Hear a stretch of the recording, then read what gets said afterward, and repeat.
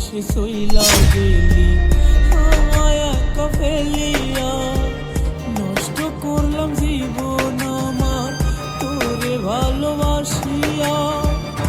অবশেষে সইলা গেলি আমায় একা ফেলিয়া, তুই এখানে বাধা অবস্থায় আজকে তোর জামাইয়ের সাথে আমি বাইরে ভিতর ঝলিয়া। রোজ হাসরে হইবে বিচার, জবাব দিবি কি দিয়া? রোজ হাসরে হইবে বিচার, জবাব দিবি কি দিয়া? কাঁদে প্রাণ কাঁদে আর কাঁদে দুইশো, ভুলে থাকার যন্ত্রণা কত বুঝে না অন্য লোক। চাইলে কি যায় রে বলা, ভালোবাসি জানে তুমি ঠিক ভুলে গেছো, ভুলতে আমি চাই না রে।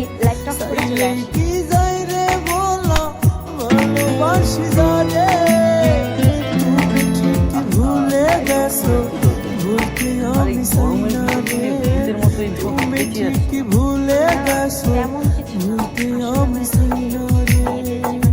কসম রে আমি ভালোবাসি তোরে, বিশ্বাস না হইলে প্রিয়া দেখ না বুকটা ছিঁড়ে। খোদার কসম রে আমি ভালোবাসি তোরে, বিশ্বাস না হইলে প্রিয়া দেখ না বুকটা ছিঁড়ে। নিঃশ্বাসে নিঃশ্বাসে তুই আসিস মিশে, খোদার কসম বেঈমান আমি ভালোবাসি তোরে। মনের ঘরে যতন করে রাখছিলাম, দেখো না কে জানাচ্ছে। আরে মনটায় আমার ভেঙে দিয়ে সইলা গেল রে। কি হলো? ওঠো। মনের ঘরে যতন ওঠো। করে দেখো না কে আসছে। রাখছিলাম রে, মনটায় আমার ভেঙে তুই দিয়ে এখানে? সইলা গেল। তুই এখানে কি করছিস? তারপর সারা রাত আমি তোর সাথে ছিলাম। ওকে আমার মনের ভালোবাসা কম তো ছিল না, আমার তোমার এই অবস্থা কেন? আর তুমি সারা রাত কোথায় ছিলে? তো ছিল না। তার মায়ায় জড়িয়ে তুমি করলা ছলনা, আমার হইয়া গেছে জাহানি কার, আগের মালিক নাই কেন করলি তুই আমার সাথে এমন? কেন করছিস বল? আচ্ছা তুমি কি এই মেয়েটাকে চিনো? এই মেয়ে? হ্যাঁ, এই মেয়েকে তো আমি চিনি। জানো এই মেয়েটা কি করেছে? কলেজ লাইফে এই মেয়েটা আমার পিছনে পিছনে ঘুরতো, আমাকে ভালোবাসতো নাকি মেয়েটা? এই মেয়েটাকে বিশ্বাস করে আমি কখনো পাত্তা দিই। মেয়েটা তার বান্ধবীদেরকে নিয়ে আমার বাসায় বন্ধু চলে আসছে।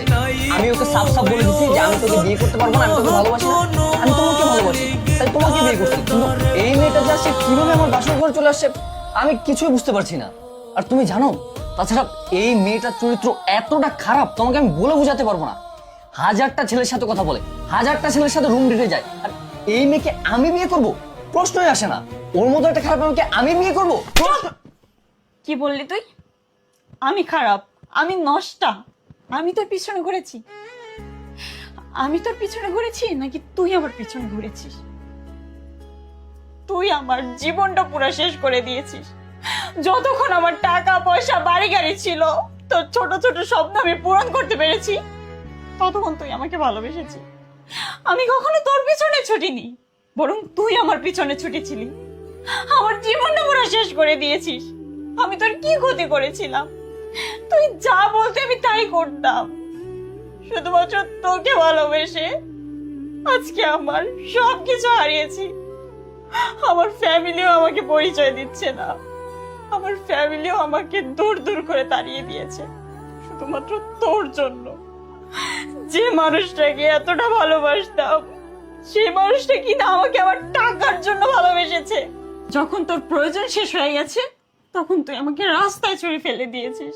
যেদিন তুই আমাকে ছুঁড়ে ফেলে দিয়েছিলিস, আমি সেদিন প্রতিজ্ঞা করেছিলাম যে তুই আমার জীবনটা নষ্ট করেছিস না, আমিও তোকে ভালো থাকতে দিব না। আমিও তোর জীবনটাকে তছনছ করে দিব। আমি সেদিন প্রতিজ্ঞা করেছিলাম তোর নতুন জীবন শুরু করার আগেই আমি তোর জীবনটা তছনছ করে দিব। আজকে আমি সফল হয়েছি। আর আপু, তুমি আমাকে মাফ করে দিও আপু। সত্যি কথা বলতে আমি ওকে মন থেকে ভালোবাসছিলাম, কিন্তু ও আমাকে কখনো মন থেকে ভালোবাসেনি। ও আমার টাকা পয়সা দেখে ভালোবেসেছে। আমি যতক্ষণ ওর চাওয়া পাওয়া পূরণ করতে পেরেছি, ও ততক্ষণ আমার সাথে ভালোবাসার অভিনয় করেছিল। আর দেখো, আমি এখন ওর চাওয়া পাওয়া পূরণ করতে পারছি না, তাই ও আমাকে রাস্তায় ছুঁড়ে ফেলে দিয়েছে আর তোমাকে বিয়ে করেছে। কারণ কি জানো?